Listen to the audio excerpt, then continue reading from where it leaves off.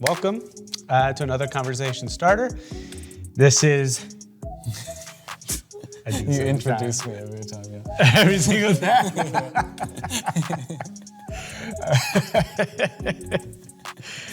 It's I don't want to introduce you, Doug.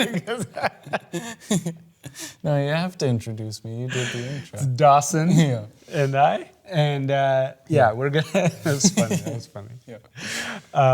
We're here for another conversation starter. Mm-hmm. So, but before we get into it real quick, this is just gonna be a quick thing for you parents. Each of you should have received an email about an upcoming series we're going into on sexuality. The series is called Holy Sexuality. And I'm not going to dish out all the details right now in this particular video, but go see that email that has how this series came up, why we're going through it, and if you have any reservations about it, what to do with those reservations, how to contact me, all that good stuff. Mm-hmm. But we're excited for it. We're excited for the series. Really excited to jump into that for a couple weeks. Yeah, it's going to be good. It's something that'll just help the teens navigate a very, very prominent, just something that they're all dealing with, whether they say so or not, with questions on sexuality and gender identity and what to do with all these questions and all of that, the whole shebang, right? Yeah. So we will spend 3 weeks in that, starting this April, so the first 3 weeks of April, and then the last week of April, we'll address some questions and how the church has maybe not done so well with this conversation. Mm-hmm. But aside from that, check the email. If you didn't receive an email, call me. Mm-hmm. I can send you an email, whatever the case. Yeah. But back to the conversation starter, we had Dawson giving a teaching on Genesis 20. Yeah, we looked at Genesis 20 is interesting because it's a repeat of a story earlier in Genesis. Obviously not a word-for-word repeat. We just mean Abraham does the same thing for some reason. Yeah. And so this is really it's a bit of a dual lesson because we're learning again about Genesis 12 and then also looking at 20 and how they correlate, because why does Abraham repeat this thing that was sin in 12 and is again sin in 20? And so we looked at that and just kind of the consequences of that. We looked at how if you read 12, it starts at 10. So the first 10 verses of 12 is actually Abraham's call, or Abram's call. Yeah. So it's wild to me that the second 10 is this weird story where he kind of sins in this way. And so if you look at 10 onward, he tells Sarai, don't tell them you're my wife, tell them you're my sister, so that they'll spare me, because he's afraid of the land. So they go into Egypt, and she tells Pharaoh this, and Pharaoh takes her. And then plagues are brought upon the Egyptians because Pharaoh took Sarai. And then he kind of just gives her back to Abram and sends them on their way. And so then now it's like 30 years later. Yep. And Abraham does it again. This time it's Abraham and Sarah. But he's like, tell him you're my sister, not my wife. And they go and they do it again. Except this time God kind of intervenes and he stops Abimelech, who is the king of this province that he's doing this in. He stops him. And so Abimelech is innocent. When God goes to bring down the punishment, Abimelech is still innocent. And so we just looked at the consequences of that, where Abraham kind of got caught off guard. He doesn't explain his plan, but it feels an awful lot like he's just fearful and he's setting this in motion to avoid any conflict. And, and we made the kids kind of look at knowing what happened in 12, he had to know what would happen in this case. He had to know. So it does get the feel that maybe Abraham was trying to self-preserve to the extent that he was willing to just have God plague these people. And he was willing to kind of throw Sarah under the bus in that too. We terrible. looked at all that. Yeah, It's terrible. Very terrible. Terrible, but I think, it's a really good picture of like repeated sin. Yeah.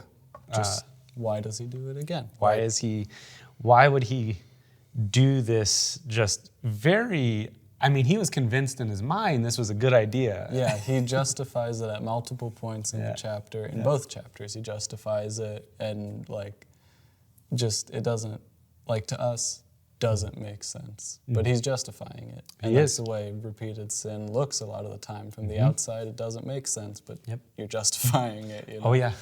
Oh, yeah. And well, what were you going to say? No, you're good. Go No, I think that was one of the questions we asked the kids of like,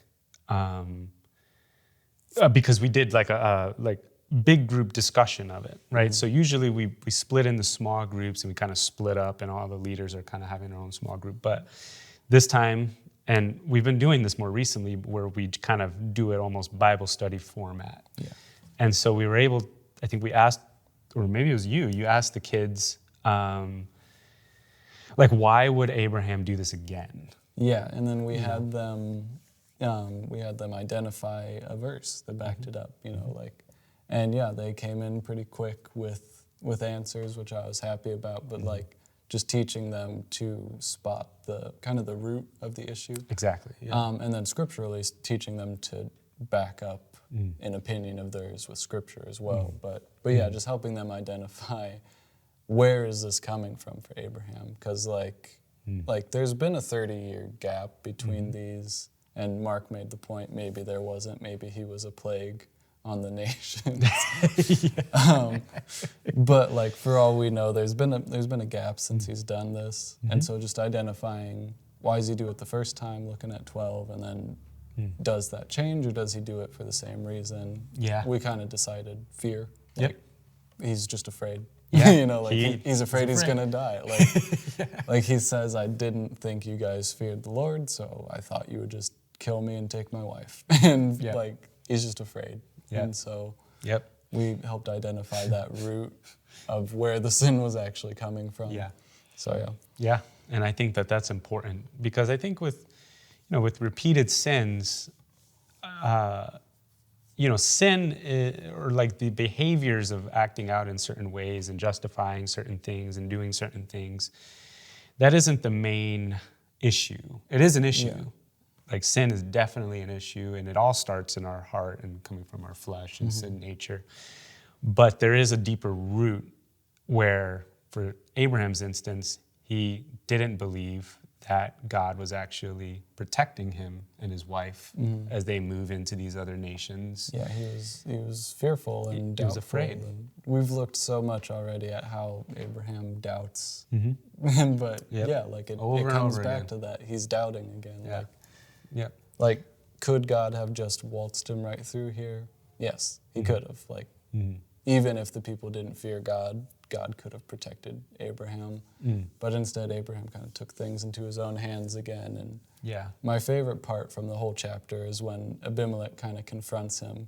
He's like, why'd you try to make me sin like this? And like Abraham's responses are so funny to me, because he's really caught off guard. Like, you almost have to imagine that he didn't think Abimelech was going to still be alive at this point. Like, he's surprised. He's like, oh my. Okay. And so I think it shows like kind of the mindset he was in, where he was afraid and he was justifying this behavior to himself up until it didn't work, or like someone else confronted him about it, which happened to be Abimelech. And so. And I think, I think, again, read it with your student again. Your student may actually teach you something with regards to some stuff that they learned with the teaching with Dawson. And pointing stuff out. And because they did well in identifying scriptures and things like that. But I do think that it is, it's leads to like the question that maybe you can ask in some discussion with your student. Because Abraham was put into the same situation that he was in the last time. So he was in a situation where he was going into a foreign land again. He didn't know the people. He didn't know what to expect. And so his default was, I'm going to do what I did the last time. Even though the last time didn't go too well. But that he plagued a nation the Yeah. last time he did it. yeah, but that's his default Yeah. because he's back in a situation that caused him to do that in the first place. Yeah. That fear that he felt in that first situation, he's feeling that fear again. Yeah. And that reaction to just kind of deal with it himself and try to make up a plan or do something as crazy as give his wife to a king. Yeah. It's like, it seems reasonable in his mind. Yeah. And I think for us and for your student, a lot of times we repeat sins, like that repetition comes from being put in another situation where we made that mistake before, or we felt fearful, or we felt, scared, or we felt satisfied, Yeah. or we felt something felt good, Yeah. And then we're putting back in a situation like that, and our default is almost like, oh, okay, I'm gonna just kind of react the way that I did, or respond the same way that I did before. So I think a question you can ask your student is, are there any instances where you feel or you find yourself doubting that God would come through, right? Yeah. So in regards to like a particular situation, instead of like in that situation, are there any instances, like, because ultimately we don't believe that God is going to give us what we need in that situation. In that moment. Yeah. Whatever the situation is that you're feeling fear, or even if the situation feels good and that sin is bad, but this is cool. This is really cool. And I want to do this. I want to be friends with these people. And like, do I really believe that God is not going to come through as my ultimate friend or as the ultimate satisfaction? Yeah, and I think that it goes back to identifying that root. Like, oh, when I was in this situation, I doubted that God could do for me in that situation what blank could do for me in that situation. It's as simple as that sometimes, where you have to identify the situations where you're left with an A or B, and you have to identify why you chose A and not B, That's good. It's a lot of self, you have to evaluate that, because you'll do it again, and Abraham did it again, even though he had encountered God, and he'd encountered the Trinity, the whole Trinity, 2 chapters back. Yeah. And yet he's still his instinct is to kind of doubt, because he's put in these situations where he sees outside circumstances and he kind of only thinks about those, and then he kind of acts from that. Yep. Absolutely. But yeah, so thinking about that is very key to being able to identify, okay, when I'm in this spot, I'm really vulnerable to this sin. And so being aware of that is going to make that sin less powerful. It's not going to make it go away. No. We're still in the presence of You're sin. going to feel the temptation. It's going to, we're not exempt from temptation of sin. Yeah. But like you're saying, knowing what situations to avoid, if possible, will definitely really help. Yeah. Or even just, if you can't avoid it, you're going into that situation slightly stronger. Oh, And, yeah. And that can be a good encouragement, just helping yourself identify, okay, in this spot, this is a bad spot to be in. If I have to be in this spot, maybe I should bring this with me, or Yeah. Yep. And it's just a good self-reflection, keeping that in your mind of this is sin, this is how he's attacking me, we're under attack in that way, Oh, yeah. So yeah. Yeah, and I think, I think that actually leads into the next question that you can ask your student. Yeah. You tossing it to me again? Well, I was just trying to think, because I do think that that was probably so awkward for that. I think, in the story with Abraham, this was a point that I wanted to make, that, even though he's repeating this sin and he's vulnerable again and he doesn't handle it any better, God still shows grace on him. Yeah. He still extends to him unmerited favor to Abraham by showing grace to Abimelech first. Yeah. And then by the grace of God, Abimelech not killing Abraham for such absurdity. He says, hey, God, your God told me to come and pray to you, and why did you confront him? Yeah. And that confrontation is a grace. And so that was one thing that I wanted to point out, is that, when having the conversation with your student, reminding them like, we will fall again. We're not going to be sinless. You may repeat the same mistakes. If anything, you probably will. Yeah. But God has grace. Now, that's not a justification to do it again. Yeah. But there is grace if it happens. Yeah. Everything good that happens in this chapter is because of God. Yep. Like, even Jordan pointed out, like, there's no evidence that they were God-fearing beforehand, and then Abimelech has a confrontation with God. And so he is God-fearing, at least in the end of the chapter. Yeah, he becomes. He sees God, that's cool. And that did happen because of Abraham's sin, but God used it and he twisted it for good. Yep, absolutely. So that was the one thing that I wanted, I forgot. Bonus point. But the next question. Yeah, which, again, self-reflection. And you don't have to go too deep if you don't want to. Like, we understand if the students don't want to answer this with full regards. Oh, yeah. But just asking them, even just asking them to think about by themselves, what are some situations that could cause you to repeat a sin, a mistake, just whatever you want to call it.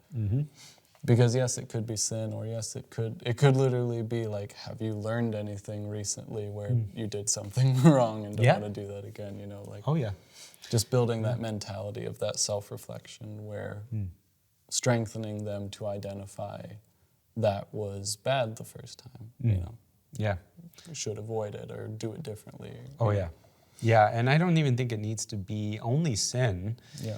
It can be wrong thinking about God. Yeah. It could be lies that we've believed. Yeah. So it doesn't have to be, when having the conversation with your student, you can almost phrase it in a way that doesn't, that's not particularly just sin, which sin is probably the most, But we don't want it to feel like like an interrogation. Or like you're not confronting your student on sin that they're, you don't want it to feel like, oh my gosh, like, do they know something that I did? I don't know. And you want it to feel like they're learning and they're building something, building this groundwork of self-evaluation, not, what did you do? Or, But it's helping them to understand that our sin comes from a root. Yeah. It doesn't just happen. Yeah. Like, we do things, like rebellious things against God, and we do things in sin, not because we sometimes we actually like it. We like the feel of sin. We like, what it gives us in that moment. But sometimes it's we're not believing something about God or believing that he's going to be able to come through on something. And then we just, in blatant rebellion, go after the one thing that we think will, which it turns out, of course, sin never delivers. But in those situations where we find ourselves with that temptation, like, that is kind of the deception of sin and stuff like that. So and just remembering that it has a reason. Exactly. Not a common justification for sin can just be like, I don't know why I do that sometimes. And it's like, well, you should figure out why you do that sometimes. Exactly. So you could stop doing that sometimes. Like, it's not just something that just happens. Like, it is our instinct. Yes. Don't get me wrong. But there are also scenarios that make it more easy to fall into, or scenarios where it is even more of an instinct, where it overrides anything we've learned or experienced, and helping to identify, just to take that justification of it happens away, find the root. Why does it happen? Understand it so that you're better equipped for it. Man, that's good stuff. And if you find it hard to have that conversation with your student, just literally use Genesis 20. Yeah. Literally use Abraham. You could even just be like, okay, what other situations do you think, Abraham might find himself in a situation like this again? You know what I mean? Like, you can make it as kind of vague and help them not feel like the whole spotlight is on them and their situations. You can turn it into an exercise we did. We find points in this chapter that point to Abraham's fear. Like, you can use that to, make it an exercise if you don't want to have that deep conversation right now. Yeah. Or if they don't want to, like you don't have to push it. You can just turn it into a learning experience. Absolutely. And of course, like if you feel led to share even your own experience with it, sharing that would probably help. Yeah. So these are just some ways that you can, engage in some conversation with your student aside from youth group, just in the home, the everyday life that you all are experiencing in your particular home. And so we hope that these conversations just keep happening in the home. And please let me know, please feel free to let us know if anything happens that is like praiseworthy of like, oh my gosh, like this clicked for them. And this was that would great. be so awesome. That would be, please like email me if that happens. Definitely. But also if you have any other questions too, on like, okay, well, I don't know how to address this or anything, always available for you to email me and stuff like that. And please, yes, check your email with that FYI, the new series. But anyways, we'll leave you with that. And we hope you have a great week. See ya. Hello, parents. This is Pastor Mario. Thank you guys for joining us for this week's conversation starter. If you want more ways that you can engage with your youth, you could check out the other conversation starters here on my side. Thank you guys for joining us. Hope you guys are doing well.